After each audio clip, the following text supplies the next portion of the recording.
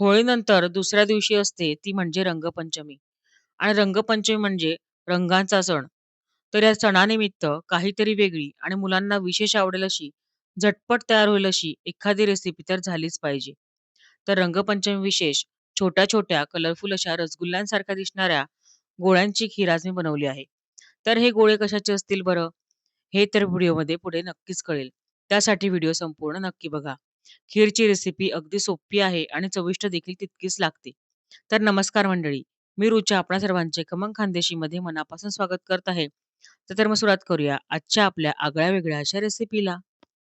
पंचरंगी खीर बनवण्यासाठी बघा सर्वप्रथम मी या ठिकाणी घेतली आहे स्टीलची एक जाड बुडाची कढई. त्यामध्ये आता आपण 1 लिटर ह्या प्रमाणामध्ये ही खीर बनवणार आहोत. 1 लिटर मी फुल फॅट म्हशीचं दूध या ठिकाणी वापरलेलं आहे. आपण याऐवजी गाईचं दूध देखील वापरू शकता. बघा आपण 1 लिटर दूध संपूर्णपणे या कढईमध्ये टाकून घेतलेलं आहे. यानंतर मध्यम आच करून आपल्याला हे दूध साधारणतः थोडंसं आटवून घ्यायचं आहे. म्हणजे पाव भाग्या दुधाचा आटेल इतकं हे दूध म्हणजेच 25% हे दूध आटलं पाहिजे, इतकं आपल्याला हे दूध आटवून घ्यायचं आहे. दूध जोपर्यंत आटलं जात आहे, तोपर्यंत आता आपण पंचरंगी खीरची पुढची तयारी करून घेऊया. तर मगाशी आपण जे रंगीबिरंगी गोळे बघितले, ते कशाचे आहेत बरं का? तर ते गोळे आहेत खव्याचे. आपण इथे 1 लिटर दुधासाठी बघा, अर्धा पावशेर म्हणजेच 125 ग्रॅम हा खवा आपण डेअरीतून ताजा विकत आणलेला आहे. आणि त्यामध्ये आता आपण हा 2 टेबलस्पून बारीक रवा टाकून घेणार आहोत.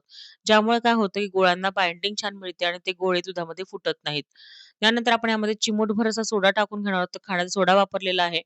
पुढे वेलची पूड टाकणार आहोत. वेलची पूडमुळे या गोळ्यांना एक विशेष छान अशी चव तयार होते याची. त्यामुळे आपण आता ह्या खव्यामध्ये या तिघही गोष्टी मिक्स करून घेणार आहोत. रवा टाकून घ्यायचा आहे. 2 टेबलस्पून इतका रवा घेतलेला आहे आपण. अर्धा पावशेर खव्यासाठीच म्हणजे 125 ग्रॅम खव्यासाठी. चिमूटभर सोडा आणि वेलची पूड.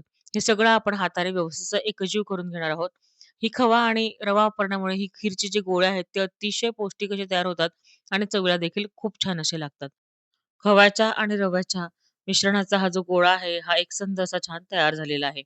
तर पंचरंगी खीर आहे म्हणून आपण याचे 5 समान असे भाग करून घेणार आहोत आणि मग त्या 5 भागांमध्ये आपण वेगवेगळे रंग टाकून घेणार आहोत. तर 5 भागांपैकी 1 भाग आपण आता असाच ठेवणार आहोत, साधाच ठेवणार आहोत आणि बाकीच्या उरलेल्या 4 भागांमध्ये आपण रंग टाकून घेणार आहोत.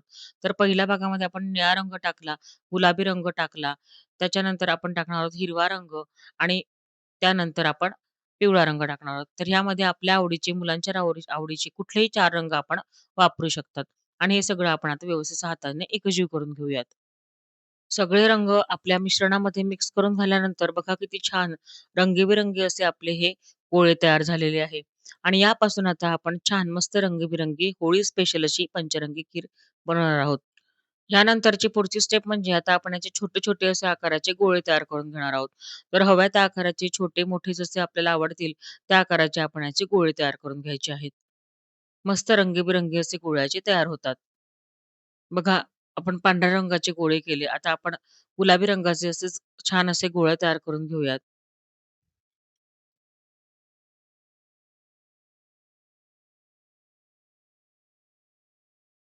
बघा किती सुरेख आणि मस्त रंगीबिरंगी आपले असे खव्याचे जे हे गोळे आहेत, ते तयार झालेले आहेत आणि आता हे गोळे आपण हळूवारपणे दुधामध्ये सोडून घेणार आहोत. दुसरीकडे बघा दूध देखील आता 25% या प्रमाणामध्ये आटलं गेलेलं आहे. आपल्याला खूप असं दूध आटवायचं नाहीये. थोडंसंच आटवायचं आहे. कारण खवाचे गोळे आपण जेव्हा यामध्ये सोडतो, तेव्हा ते अजून थोडं घट्टसर असं व्हायला मदत होते. तर त्यामुळे आता आपण हे दूध आटवून घेतल्यानंतर आपण यामध्ये गॅसची फ्लेम मध्यम ठेवलेली आहे. मध्यम आचेवर आपण हळूवारपणे हे गोळे यामध्ये सोडत जात आहोत. अजिबात उलथनं लावायचं नाही. थोड्या वेळाने आपोआपच हे गोळे वर येतात. तर या ठिकाणी एक महत्त्वाची टिप देऊ तुम्हाला इच्छिते. ती म्हणजे सुरुवातीला काय करायचं, एकच गोळा आपण यामध्ये टाकून बघायचा. जेव्हा आपण सुरुवातीचं मिश्रण तयार करतो ना, तेव्हा एकच गोळा टाकून बघायचा पांढऱ्या रंगाचा. जर तो आपल्याला असं वाटलं, की फुटतोय, तर त्यामध्ये थोडासा रवा अजून मिक्स करायचा. म्हणजे त्याला बाइंडिंग मिळते आणि मग ते गोळे जे आहेत ते फुटत नाहीत. सहसा मी जे प्रमाण दिलेलं आहे ते परफेक्टच आहे. असं तुमचं होणारच नाही, की गोळे फुटले. तरीसुद्धा तुम्हाला ही महत्त्वाची टिप मी या ठिकाणी शेअर केलेली आहे. तर बघू शकता अगदी मिनिटाभरातच हे सगळे गोळे आता या ठिकाणी वर तरंगत चाललेले आहेत. अगदी पटकन हे गोळे वर तरंगत जातात. त्यांना अजिबात वेळ लागत नाही आणि मस्त असे दिसतात. बघा अगदी होळी स्पेशल खीर वाटते की नाही? एकदम नंबर 1 अशी. आपण गोळे सोडत जायचे आहेत आणि या गोळे असे तरंगू द्यायचे आहेत. साधारणतः मिनिट 2 मिनिटं आपण ही खीर शिजवून घेतलेली आहे. सगळे जे आपले खव्याचे गोळे आहेत ते छान असे गुलाबजामसारखे फुलून आलेले आहेत. अगदी छान फ्लफी आणि स्पॉन्जी असे हे गोळे आपले तयार झालेले आहेत. सगळे गोळे आपले दुधावर तरंगून आलेले आहेत. म्हणजे ऑलमोस्ट आपली जी खीर आहे ती छान आता शिजून रेडी झालेली आहे. त्यामध्ये आता सगळ्यात शेवटी आपण साखर टाकून घेऊयात. तर अर्धी वाटी एवढं प्रमाण घेतलेलं आहे मी साखरेचं. आपल्याला आवडत असेल तितकं आपण प्रमाण घेऊ शकता, कमी करू शकता, अधिक करू शकता. तर अर्धी वाटी साखर आपण यामध्ये घालून हळूवारपणेच 1 ते 2 वेळा याला फिरवून घ्यायचं आहे. मध्यम आचेवर साधारणतः मिनिट किंवा 2 मिनिट आपण याला उकळी आणायची आहे. आणि सगळ्यात शेवटी आपण यामध्ये आता वेलची पावडर टाकून घेणार आहोत. थोडी वेलची पावडर आपण ह्या गोळ्यांमध्ये टाकून घेतली होती आणि थोडी उरलेली आपण खीरमध्ये टाकून घेतलेली आहे.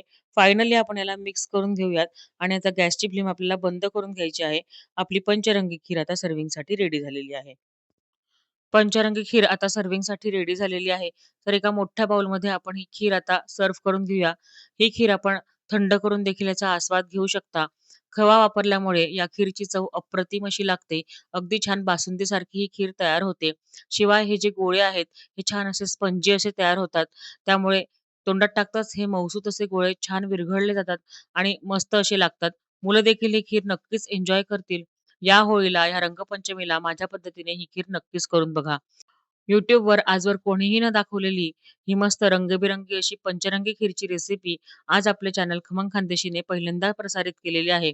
तर तुम्हाला आजची माझी रेसिपी कशी वाटली हे मला कमेंट करून नक्की कळवा. रेसिपी आवडल्यास रेसिपीला भरभरून असे प्रेम द्या. जास्तीत जास्त मित्रपरिवाराला शेअर करा. तसेच माझ्या रेसिपीला हाईप देखील करा.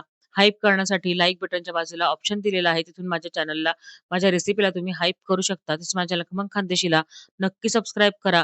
माझी घंटा दाबा आणि ऑल ऑप्शन सिलेक्ट करा. म्हणजे माझ्या सर्व रेसिपीज तुमच्याकडे सर्वप्रथम पोहोचतील. अशा छान-छान आणि निराळ्या मस्त-मस्त रेसिपी घेऊन पुन्हा भेटूया खमंग खानदेशच्या पुढील भागामध्ये. धन्यवाद.